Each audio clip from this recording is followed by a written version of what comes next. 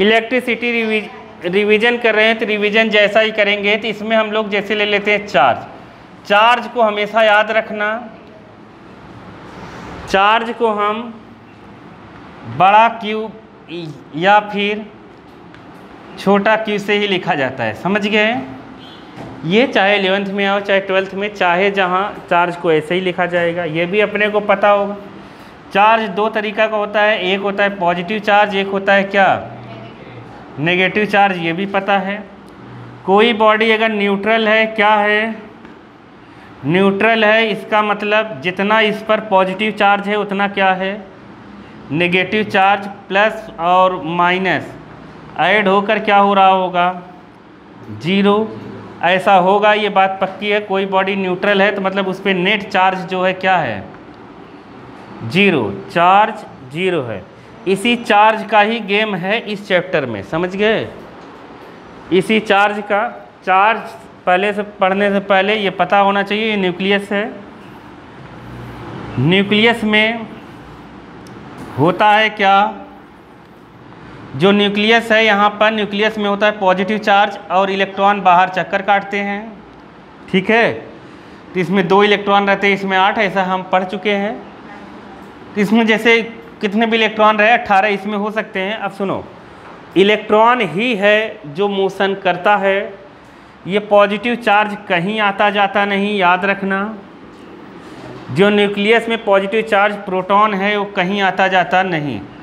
Teacher अगर कह रहा है कि पॉजिटिव चार्ज मोशन कर रहा है तो वो चीज़ है गलत, लेकिन मानते सही है। अरे आया समझ में, हमेशा जब भी मोशन करेगा, कौन मोशन करेगा, इलेक्ट्रॉन, समझ गए। क्योंकि इलेक्ट्रॉन वो भी बाहर, मेटल जो होते हैं क्या होते हैं, मेटल।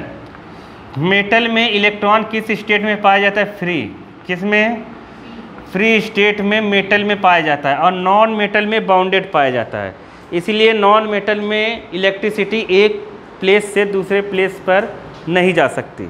लकड़ी में इलेक्ट्रिसिटी यहाँ से वहाँ नहीं जा सकती। लकड़ी गीली नहीं होनी चाहिए वाला, लकड़ी अगर गीली होगी आयंस के थ्रू जाएंगे, पानी के थ्रू जाएगा, समझ गए कि नहीं। तो उसकी कहानी नहीं हो रही है, ठीक है। तो सूखी अगर लकड़ी है तो उसमें या प्लास्टिक है तो एक प्लेस से दूसरे प्लेस तक नहीं जाएगा, क्योंकि उसमें इलेक्ट्रॉन बाउंडेड स्टेट में पाया जाता है, समझ गए। मेटल में इलेक्ट्रॉन फ्री स्टेट में पाया जाता है, अपने को केवल मेटल पढ़ना है, ठीक है। तो मेटल में इलेक्ट्रॉन एक प्लेस से कहाँ चला जाता है, दूसरे प्लेस तक, ये कहीं नहीं जाता। पॉजिटिव कहीं नहीं जाता। अगर टीचर कोई कह रहा है कि प्लस जाता है तो वो ऐसे मानते हैं कि प्लस जाता है, जाता नहीं है। इलेक्ट्रॉन एक प्लेस से दूसरे प्लेस तक क्या करता है, मूव करता है। तो इलेक्ट्रॉन हर समय, कोई भी कंडक्टर हो उसमें इलेक्ट्रॉन कुत्तों की तरह घूमता रहता है, समझ गए। ये कोई भी मेटल है, कंडक्टर नहीं, मेटल। क्या, मेटल। कंडक्टर अलग चीज़ है, मेटल अलग चीज़ है। मेटल कंडक्टर हो सकता है लेकिन सारे कंडक्टर मेटल नहीं है। क्या बोला, नहीं समझे, समझ गए, क्या समझे बताओ तो। इसका मतलब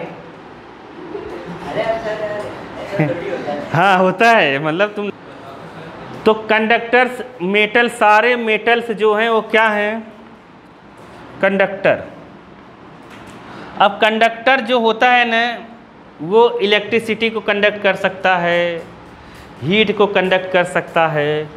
तो जो कंडक्टर है, सारे कंडक्टर्स मेटल्स नहीं हो सकते हैं।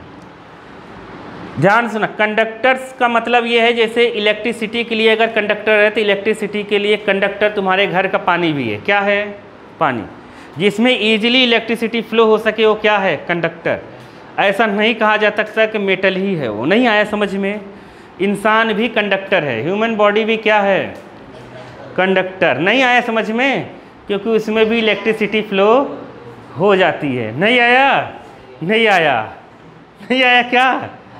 तो जिसमें इजीली इलेक्ट्रिसिटी फ्लो हो सकती है वो सब क्या हैं, कंडक्टर।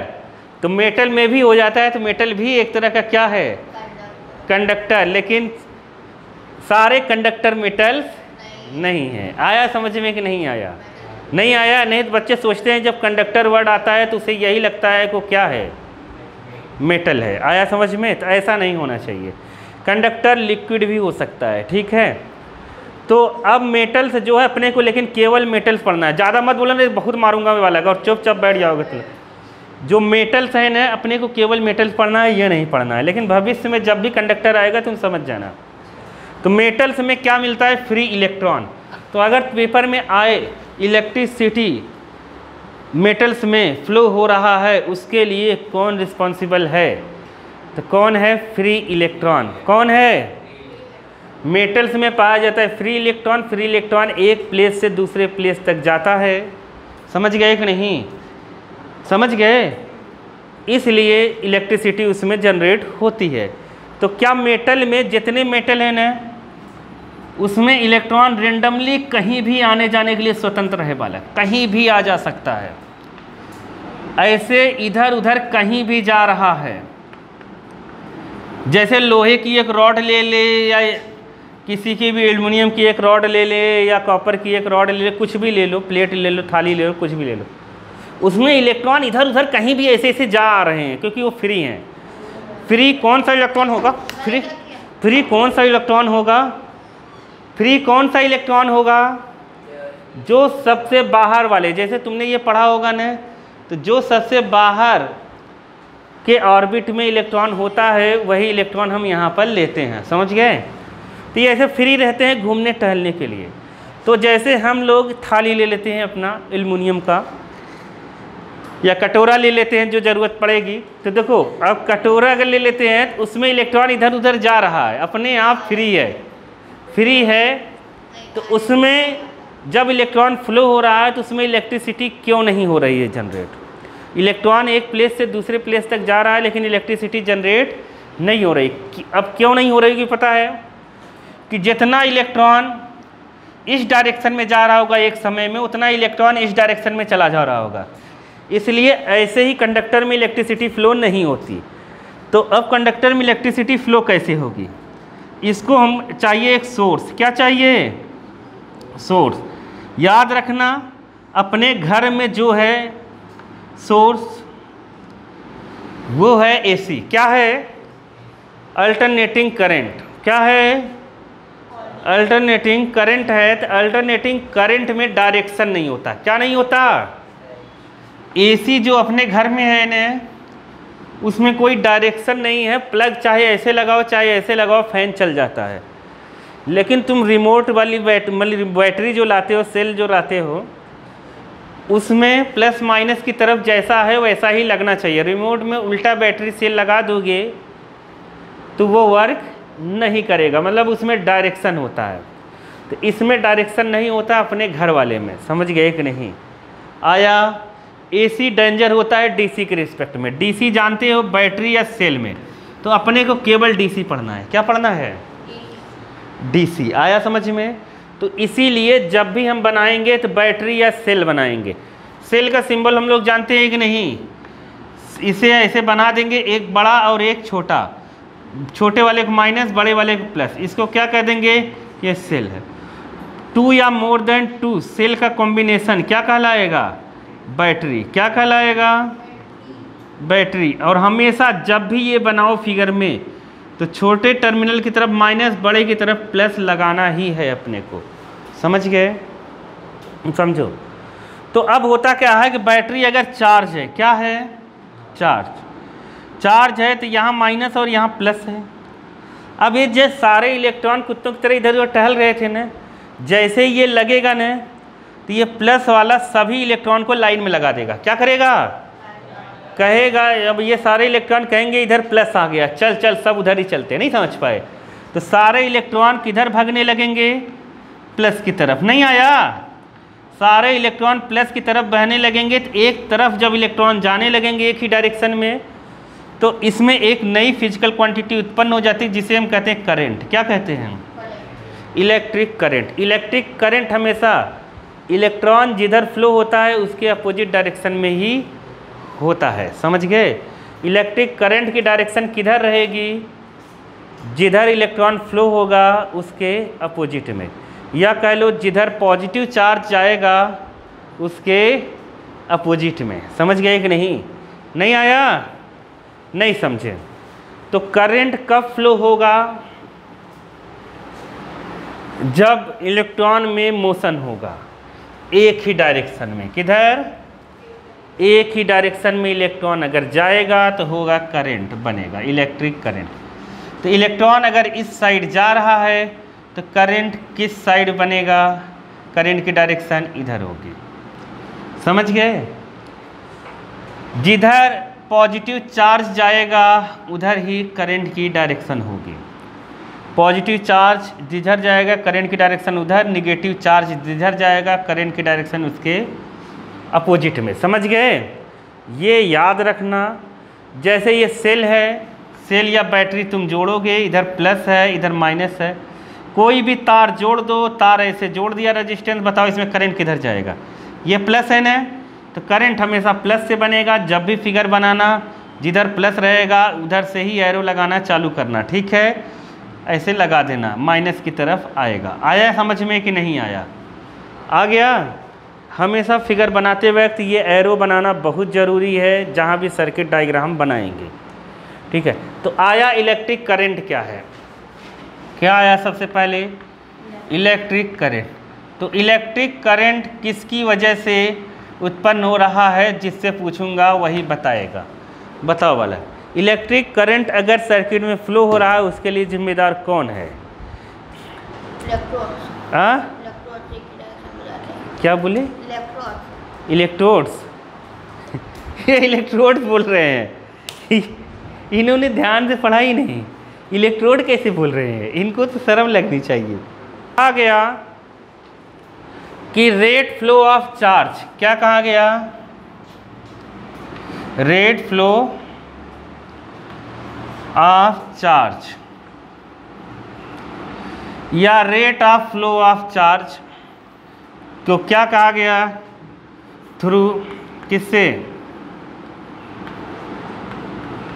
कंडक्टर। क्या कहा गया, हाँ ये क्या है, इलेक्ट्रिक करंट। इसका मतलब तुम समझ नहीं पाओगे क्योंकि हिंदी वैसे भी कमज़ोर है।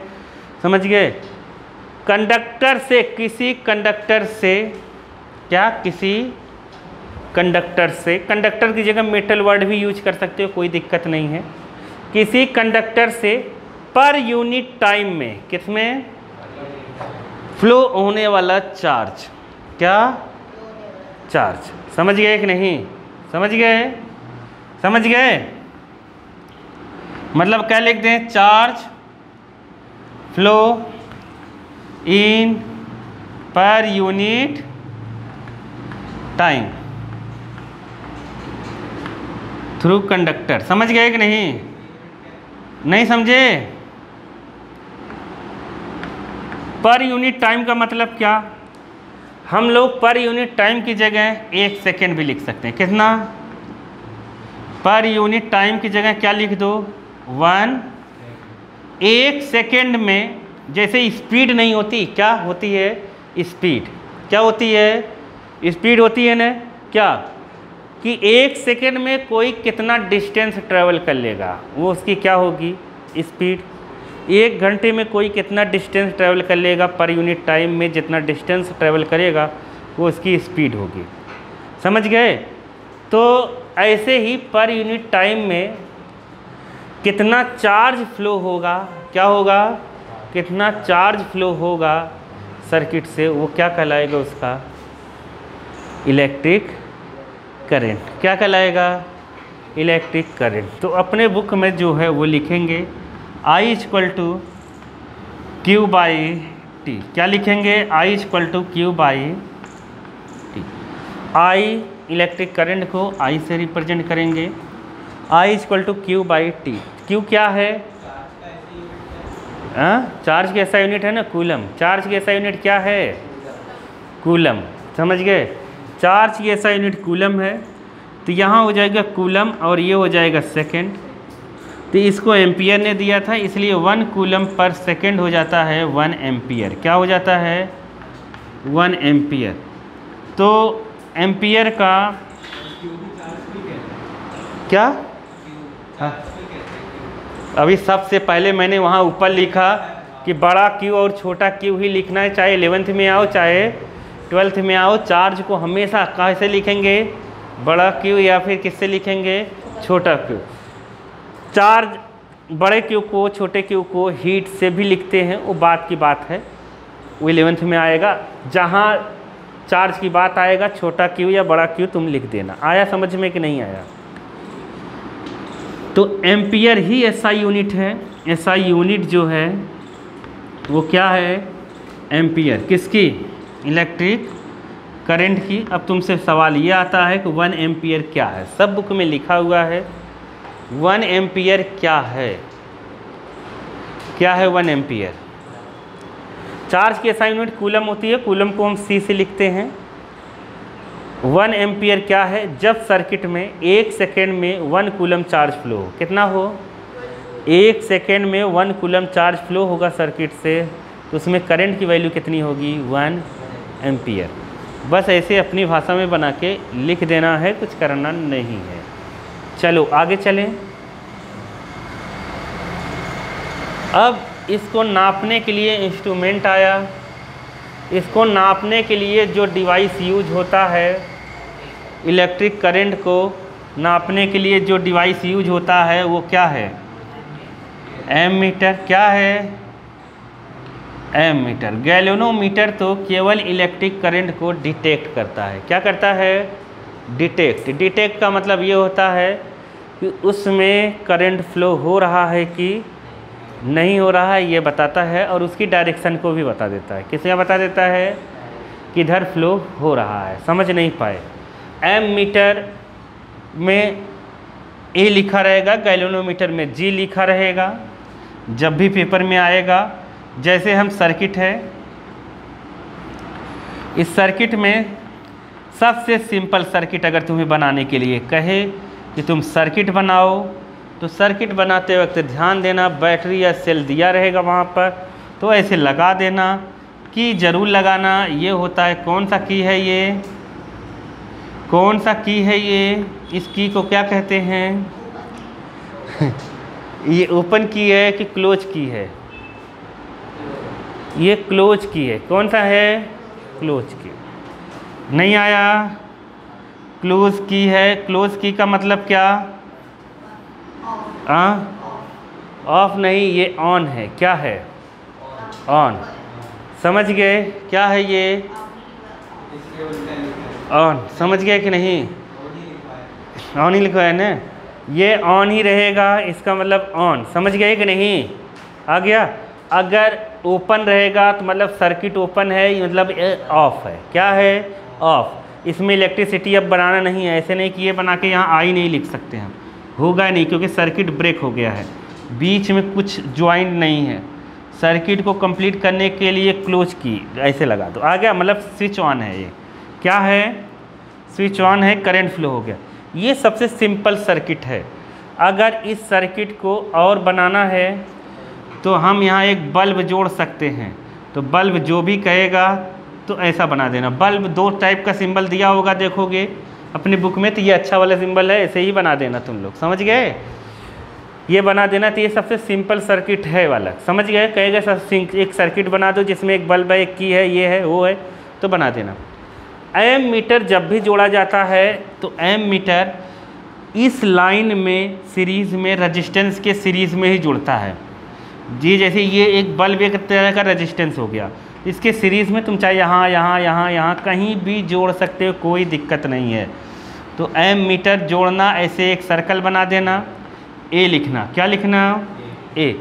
ये हमेशा सीरीज़ में ही जुड़ता है। क्या जुड़ता है, ये एम मीटर क्या होगा, कनेक्ट होगा। क्या होगा, कनेक्ट। इन किस में होगा, सीरीज़ में। क्या होगा, सीरीज़ विथ रेजिस्टेंस। किसके साथ, रेजिस्टेंस।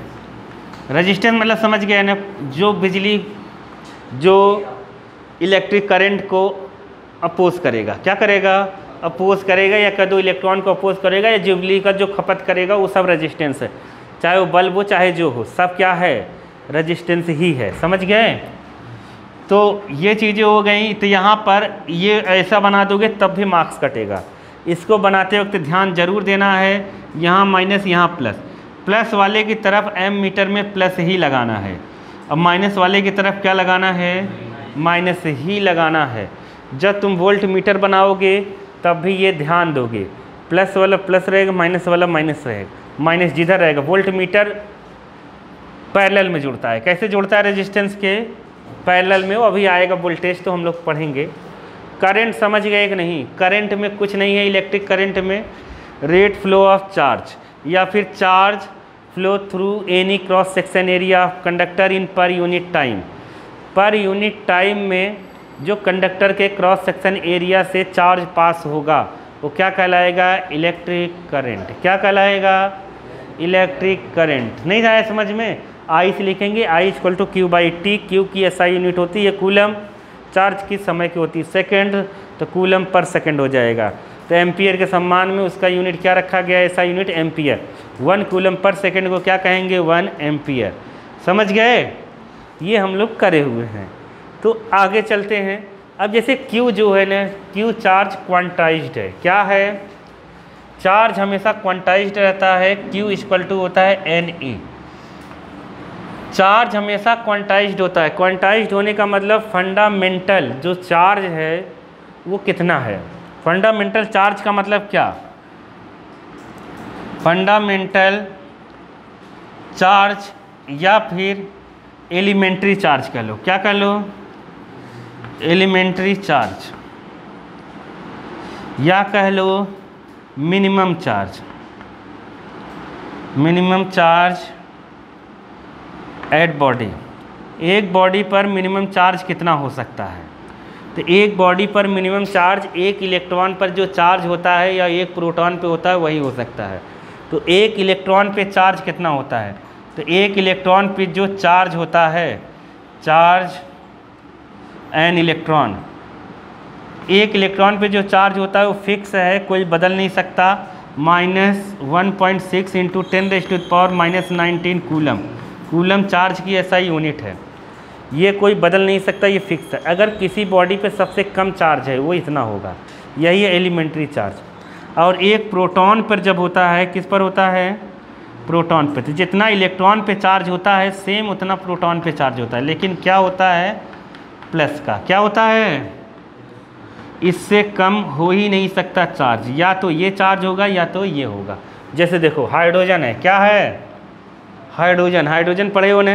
हाइड्रोजन में एक इलेक्ट्रॉन होता है। इसमें क्या होता है? एक इलेक्ट्रॉन होता है और एक ही क्या होता है? प्रोटॉन होता है। एक ही क्या होता है? प्रोटॉन। न्यूट्रॉन होता ही नहीं है। इसीलिए हाइड्रोजन सबसे लाइटेस्ट एलिमेंट है। हाइड्रोजन सबसे हल्का एलिमेंट है क्योंकि इसमें न्यूट्रॉन नहीं होता। क्या नहीं होता? न्यूट्रॉन नहीं होता। तो इसमें से ये इलेक्ट्रॉन तो निकल अगर गया तो इलेक्ट्रॉन जब भी निकलेगा, तो हम लोग ये पढ़ चुके हैं, तो ये देगा प्लस का। क्या देगा?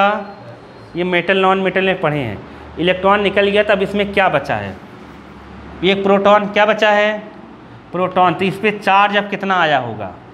1.6 इंटू 10⁻⁻19 कूलम का प्लस चार्ज इस पर है। आया समझ में कि नहीं आया?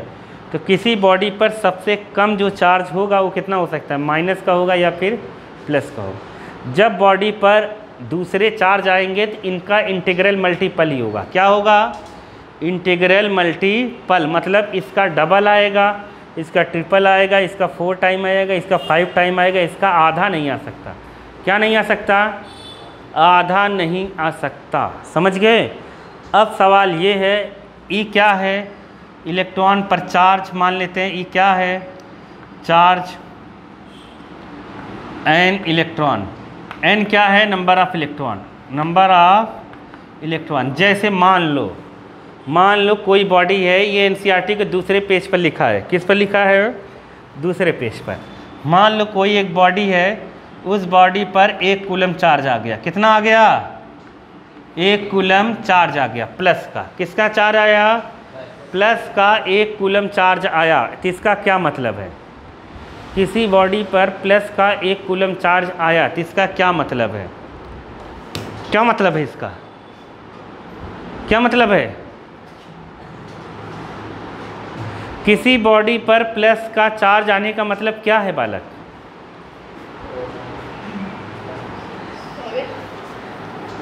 क्या है? तुम नहीं बता पाओगे, सेकंड की बात ही नहीं है। प्लस वाला रहेगा। हाँ क्या बोल रहे हो? नीचे वाला रहेगा ना, प्लस किसी बॉडी पर, समझ गए, प्लस का 1 कूलम चार्ज आने का मतलब क्या है, या किसी बॉडी पर प्लस का चार्ज आने का मतलब क्या है? अरे क्या है बालिके? नहीं नहीं बालिके, किसी बॉडी पर अगर पॉजिटिव चार्ज आ रहा है तो इसका मतलब ये है कि उस बॉडी से इलेक्ट्रॉन निकला होगा, माइनस वाला निकला होगा। क्या निकला होगा? समझ नहीं पाए तुम लोग। ये न्यूट्रल था ना, इलेक्ट्रॉन निकला तभी पॉजिटिव आएगा। समझ नहीं पा रहे हो क्या? देखो एक बॉडी न्यूट्रल है, अगर इससे जब इलेक्ट्रॉन निकलेगा बालिके, तो इलेक्ट्रॉन अगर निकलेगा तो ये बॉडी कैसी होगी? पॉजिटिव।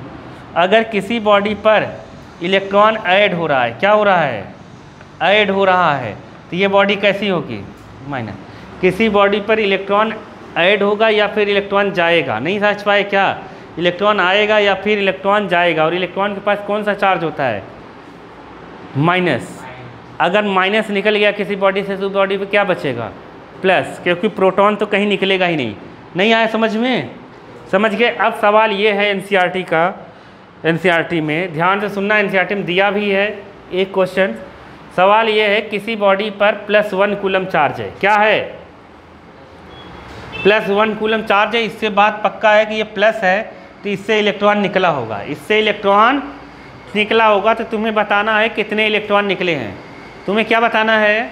कितने इलेक्ट्रॉन निकले हैं। सवाल समझ में आया कि नहीं आया? नहीं आया? एक बॉडी है, उसके ऊपर +1 कूलम चार्ज है। कितना है? प्लस चार्ज होने का मतलब इलेक्ट्रॉन यहाँ से पक्का निकला होगा। नहीं है सच में? तो इससे इलेक्ट्रॉन जो भी रिलीज़ हुए हैं वो कितने हैं, नंबर ऑफ इलेक्ट्रॉन्स कितना है वो बताना है। आया समझ में कि नहीं आया? आ गया? सवाल समझ में आया कि नहीं? तो इससे कितने इलेक्ट्रॉन निकले हैं, तो Q = होता है Ne। क्या होता है? Ne। तो Q कितना है? 1। कितना है? 1। N कितना है? पता नहीं। E कितना है? 1.6 × 10⁻⁻19 कूलम। तो N कितना हो जाएगा बताओ? N = 1/1.6। इसको मैंने सॉल्व करके भी बताया था, एक बार बताया था ना, ये एक बार करवा चुका हूँ मैं वाला। बताओ कितना आएगा? बताओ, सॉल्व करने आता है? हाँ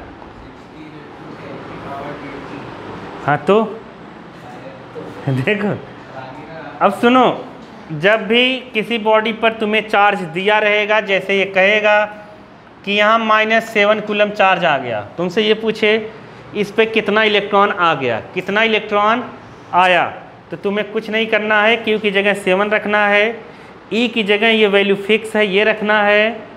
समझ गए कि नहीं? समझ गए ना? और N निकल जाएगा अपने आप। तो देखो ध्यान से समझो, ये पहले ऊपर जाएगा, कहाँ जाएगा? तो यहाँ N = कितना हो जाएगा? 1.6 10⁻19। ये पॉइंट काटो, यहाँ 0 बढ़ा दो, 10 हुआ। 10 में से 16 का टेबल जाएगा नहीं, तो एक 0 और ले लो, तो कितना हो जाएगा? 100। यहाँ कितना हो जाएगा अब? 18। और ये हो गया 16। 4 से काटोगे तो यहाँ 25 आएगा, और यहाँ आ जाएगा 4। 4 से फिर से काटो, 4 6 जा कितना? 4 6 जा, फिर 2 जा, फिर 5 जा। एनसीईआरटी दूसरे पेज पे देखोगे यही दिया होगा वहाँ पर कि 1 कूलम अगर बॉडी पर चार्ज आएगा तो इतने इलेक्ट्रॉन होते हैं। एनसीईआरटी दूसरे पेज पे देखो दिया है, क्या है? हाँ, अप्रॉक्स में है, नियरली में दिया है बुक में। आया समझ में कि नहीं आया? आ गया? नहीं आया? कूलम जो होता है, सोचो इससे तुमने क्या सीखा? ध्यान से सुनो, इससे क्या सीखा कि अगर +1 कूलम है तो उसमें कितने इलेक्ट्रॉन हो जा रहे हैं तुम सोच सकते हो। कितने इलेक्ट्रॉन हो जा रहे हैं? कितने इलेक्ट्रॉन चले जा रहे हैं? 10⁻18 इलेक्ट्रॉन। तो मतलब 1 कूलम जो है चार्ज की बहुत बड़ी यूनिट है। क्या है? बहुत बड़ी यूनिट है, इसलिए चार्ज की छोटी छोटी यूनिट भी बनी। माइक्रो कूलम क्या बना? 1 micro coulomb equal to 10⁻⁻6 coulomb. 1 pico coulomb equal to 10⁻⁻12 coulomb. 1 nano coulomb equal to 10⁻⁻9 coulomb. और कुछ लिख देंगे 1 milli coulomb equal to 10⁻⁻3 coulomb. 1 angstrom coulomb equal to 10⁻⁻10 coulomb. समझ गए? समझ गए? तो ये बड़ी यूनिट है तो ये छोटी यूनिट हो जाती है। समझ गए? अब ऐसे ही जो एम्पियर है, क्या है एम्पियर? क्या एम्पियर है? एम्पियर भी बहुत बड़ी यूनिट है। कौन सी? Ampere. 1 milli ampere equal to 10 के। एम्पियर क्या है? एम्पियर क्या है पता है कि नहीं? क्या है? नहीं पता? अरे हाँ, ऐसा यूनिट है एम्पियर। तो एम्पियर जो ऐसा यूनिट है वो भी बहुत बड़ी यूनिट होती है। इसीलिए देखोगे सेकेंड पेज पे लिखा है, कहा है कि एम्पियर जो होती है करंट की बहुत बड़ी यूनिट है, इसलिए उसको छोटी यूनिट के रूप में रिप्रेजेंट कर सकते हैं हम। जैसे milli ampere equal to 10⁻⁻3 ampere. क्या हो रहा है? 1 माइक्रो एम्पियर म्यू, ऐसे ये म्यू बनता है। क्या बनता है? यू के जैसे। इसका नाम क्या है? Mu, MU। समझ गए? तो ये जो होता है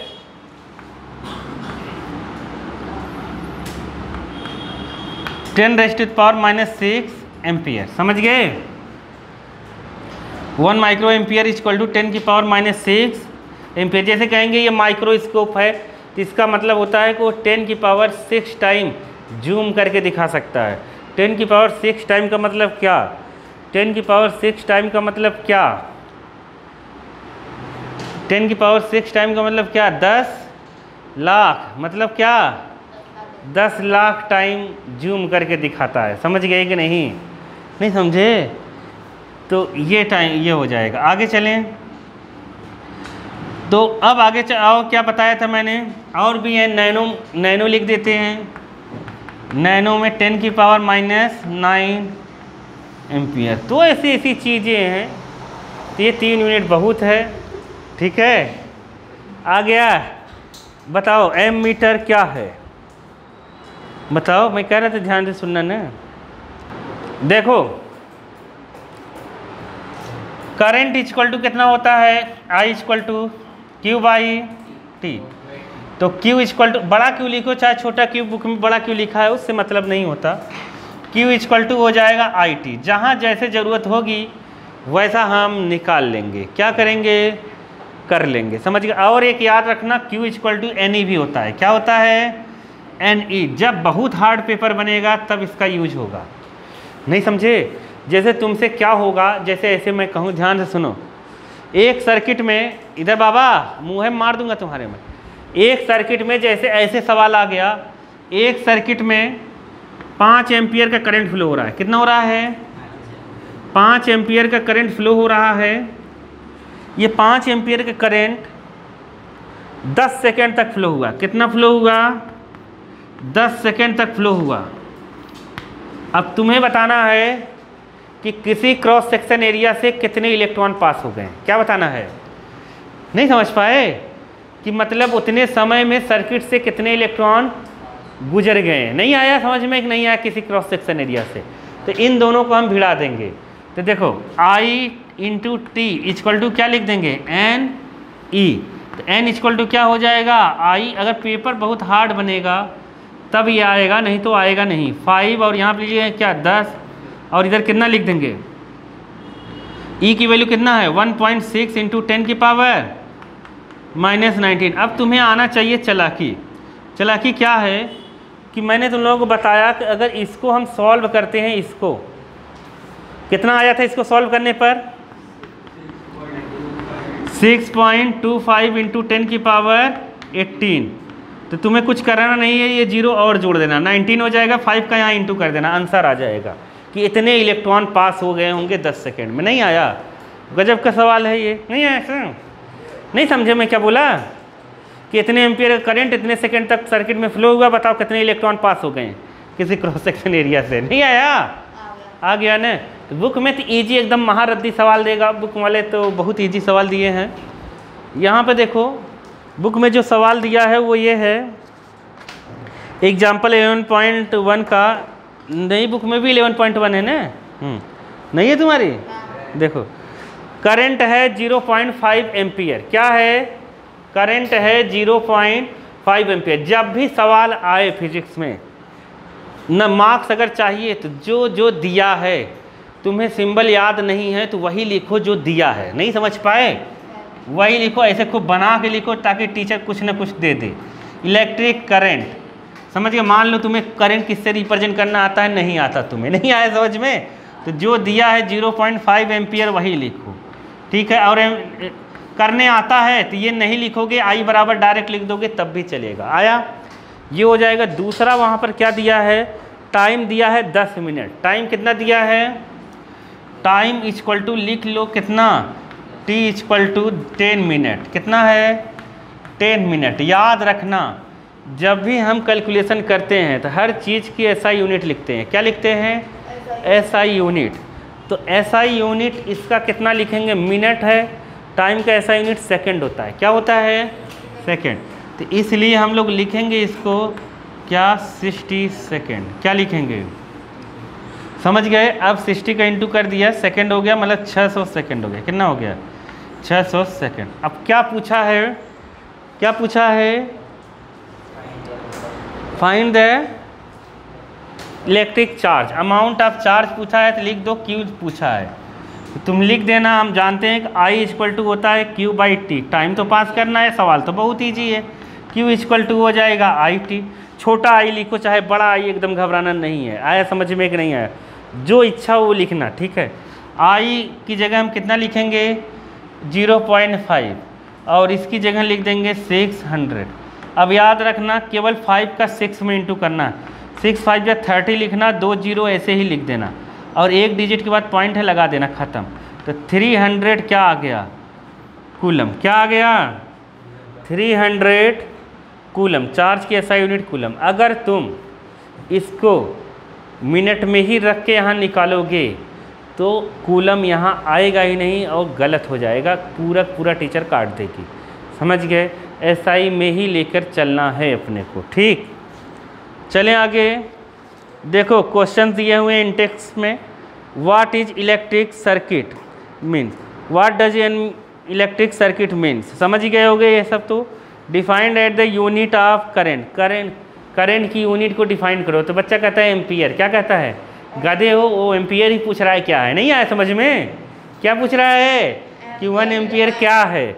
जब सर्किट में 1 सेकेंड में 1 कूलम चार्ज फ्लो हो जाए तो उसे क्या कहेंगे? 1 एम्पियर। आया समझ में? ये calculate the number of electron constituents 1 coulomb charge. देखो यही मैं सवाल तुम लोगों को करवाया था अभी। समझ गए? क्या समझे? कि किसी बॉडी पर अगर 1 कूलम चार्ज है तो उसमें नंबर ऑफ इलेक्ट्रॉन्स कितने होंगे। आया कि नहीं आया? नहीं आया? यह नंबर ऑफ इलेक्ट्रॉन कितने गए या कितने आए ये बताना है अपने को। कर लेंगे ना कि नहीं कर पाएंगे? कर लेंगे। ये बढ़िया है। अब उसके नीचे देखो एक आया क्या? Electric potential. क्या आया? Electric potential. यहाँ तक समझ में आ गया ना? इलेक्ट्रिक पोटेंशियल आता है तुम लोग